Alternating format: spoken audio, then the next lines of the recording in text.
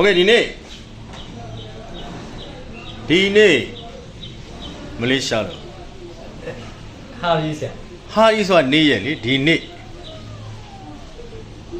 ဒီနေ့ဟာရီနီ ဟာဒီနေ့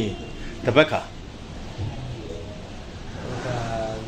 လူစာ လူစာ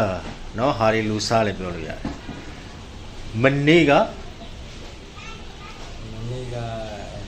စမလန် စမလန် เนาะစမလန်မနေ့ကငါသွားတယ်မနေ့ကငါသွားခဲ့တယ်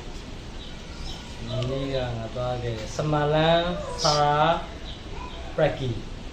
โอเคပြောလို့တော့ရတယ်စမလန်စာပရက်ကီဒါပေမဲ့မနေ့ကဆိုတာမပြီးခဲ့ဘူးလားပြီးခဲ့တယ်ဆိုတော့ပရက်ကီရဲ့ရှေ့မှာဗာထဲမလဲဆူ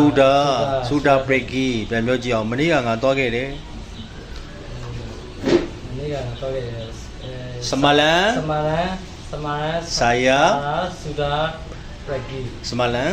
ဟုတ်လားဆာဆူဒါပရက်ကီလားအခုကျတော့ဘယ်လိုပြောမလဲ ခု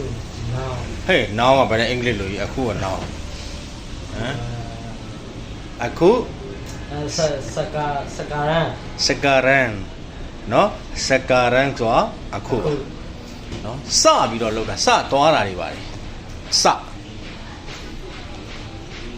ဘာရို